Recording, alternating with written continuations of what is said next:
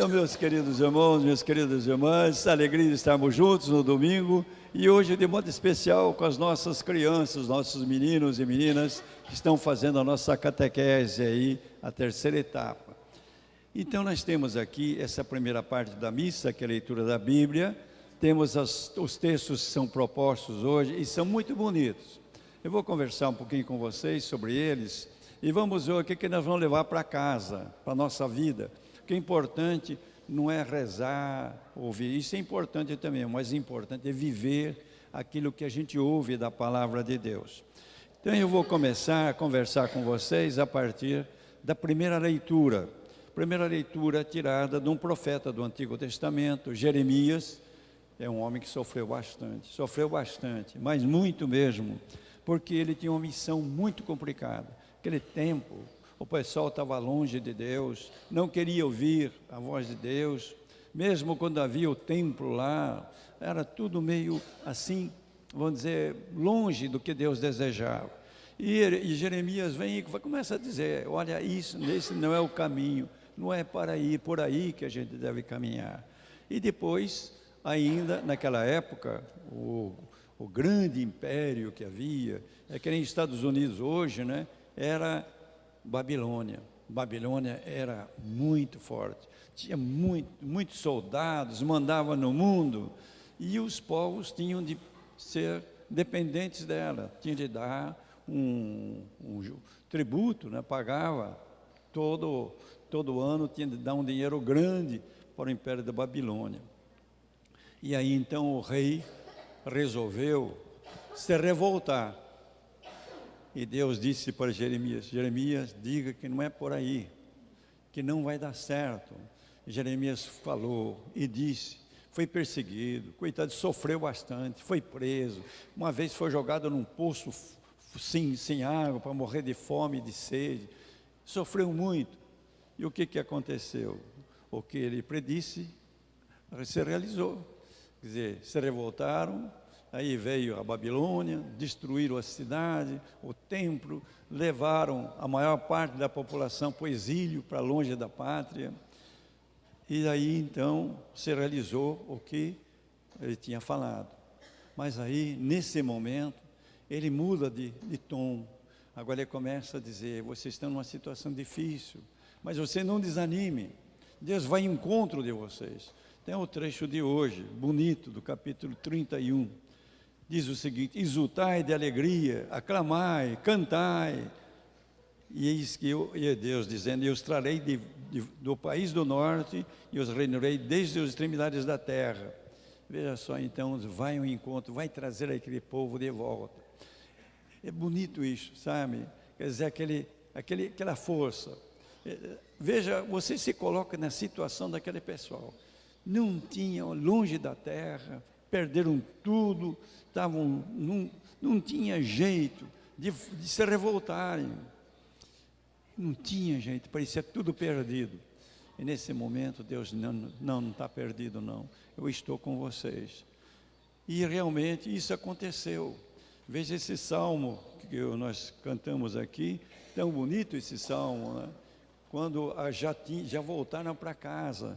Então ele canta aqui, olha, quando o Senhor reconduziu nossos cativos, nossos irmãos estavam no exílio, e parecíamos sonhar, parecia um sonho. É assim como acontece às vezes na nossa vida, né? A coisa vai indo, de repente, acontece uma coisa, você até esfrega os olhos, mas será que é verdade mesmo? Parecia um sonho, encheu-se de sorriso, agora então, que alegria, voltamos para casa, vamos construir nossa vida novamente, né? E depois vai dizer, até os povos vizinhos diziam, que maravilha, Deus fez com esse pessoal. Parecia que não tinha mais jeito. Mas de repente, o rei lá da Pérsia derrotou a Babilônia e mandou o pessoal, volte para casa, deu dinheiro para eles voltarem, para reconstruir tudo, inclusive o templo. Então ele compara com o agricultor. Agora nós estamos aqui na época em que o pessoal, os agricultores estão semeando. Quando semeia, sempre o agricultor fica pensando, mas será que vai chover? Será que vai ter um tempo bom? Será que eu não vou perder esse dinheiro que estou empregando na semeadura? Então, quando você semeia com preocupação. Agora, quando a colheita deu bastante, aí você colhe, puxa vida, que alegria, né? Então ele compara isto, a situação do povo, aquele sofrimento, mas depois a volta para casa, a alegria de voltar para casa. Você sabe qual é a lição que nós temos aqui? Olha, na vida, às vezes nós passamos por momentos assim. Parece que não tem jeito, mas tem jeito sim. Deus é maior, Deus está com a gente, Deus nos ama.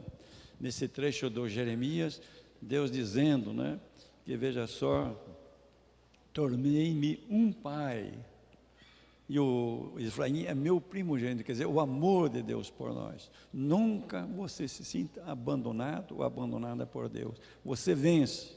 Nós precisamos saber viver. Nos momentos alegres, aproveitar.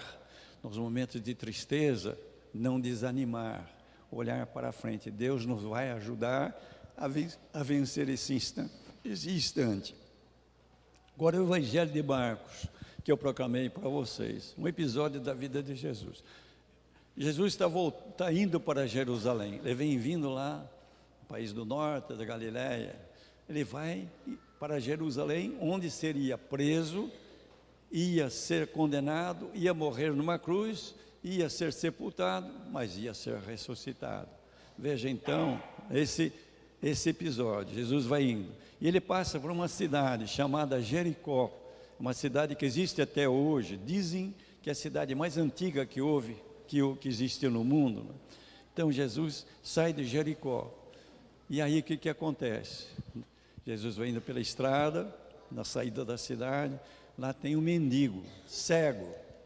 Olha, naquela época, você não pode imaginar, hoje os cegos têm o alfabeto, o braille, estudam na universidade, se formam, né?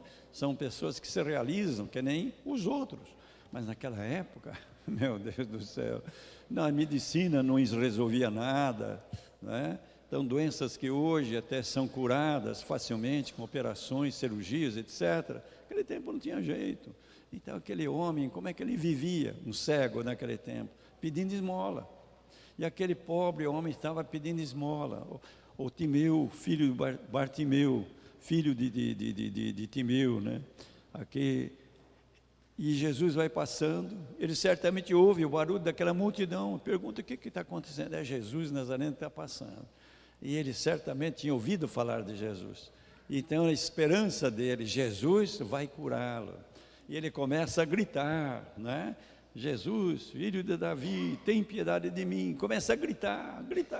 E o pessoal chega perto, cala a boca, rapaz, fica quieto aí. E ele gritava mais alto ainda. Então Jesus para, manda chamar o cego. Ele vai, cai de joelhos diante de Jesus. Jesus pergunta, o que você quer que eu faça para você? Senhor, eu quero ver.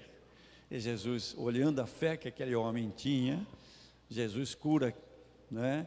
A tua fé te salvou. A tua fé te curou, e ele recuperou a vista.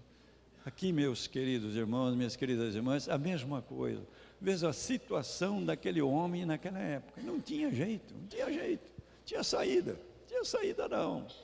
Parece que tudo estava, a vida dele era aquela, pedir esmola, viver de esmola, humilhado, né, xingado muitas vezes. E ele encontra a solução, se encontra com Jesus, Jesus cura. A mesma coisa, veja, comparando com a primeira leitura, aquele povo não tinha saída, mas Deus providencia a saída. Aqui o cego não tinha saída, Deus providencia a saída. Então na vida nós temos de aprender muito com a Escritura, com a palavra de Deus. Olha, nunca você na sua vida diga, não tem mais jeito. Tudo tem jeito, até a morte tem jeito. Nós vamos morrer, mas a morte não é o fim, não é aquele desespero. Não, a morte é a porta de entrada da felicidade eterna. E Deus nos ama. Veja a segunda leitura, que é tirada da carta aos Hebreus, é o capítulo 5. Quem é Jesus? Jesus é Deus. Jesus veio a essa terra. O escritor da carta aos Hebreus era um judeu, e ele faz a comparação com o que acontecia no templo daquela época, o templo. Então havia os sacerdotes, e havia o sacerdote maior, sumo sacerdote, mais importante. E esse sacerdote mais importante, sumo sacerdote, era o único que entrava uma vez por ano no lugar mais sagrado do templo, que era chamado Santo dos Santos, e lá ia oferecer sacrifícios pelo povo. Então ele compara com Jesus. Jesus é o nosso sumo sacerdote. Jesus veio a esse mundo para oferecer um sacrifício por nós, para nos fazer todos muito felizes, com esperança, olhando para frente, sem desanimar nas dificuldades. E o que Jesus oferece por nós? A própria vida, o próprio sangue se ofereceu por nós. E agora, Ele é Deus e leva consigo a nossa natureza humana também. Então, veja quem nós temos, com quem nós podemos encontrar, com esse Senhor, que Ele está junto conosco. E a coisa mais bonita, sabe o que acontece? Nós estamos aqui, ouvindo a palavra de Deus, mas agora vamos começar a celebrar a Eucaristia. Veja o altar. Jesus disse para nós: olha, eu quero estar presente nesse momento de oferta da minha vida por vocês. Então é a missa, a celebração da missa. Quando a gente celebra aquele momento, o pão e o vinho se tornam o corpo e o sangue do Senhor. Para quê? Para nos lembrar, nós somos muito amados por Deus, e nós temos alguém que nos defende. Quem que é esse que nos defende? É Jesus. E quem é Jesus? É Deus. Portanto, meus queridos irmãos, minhas queridas irmãs, nessa missa bonita que nós estamos celebrando do domingo, vamos guardar essa lição. Lembra a história daquele povo? Não tinha jeito, mas Deus deu um jeito. Veja a história daquele cego, mendigo. Não tinha jeito, mas ele encontrou um jeito. Jesus deu um jeito. Na nossa vida, olha, vamos saber viver. Momentos difíceis, tudo tem saída, porque Deus está conosco.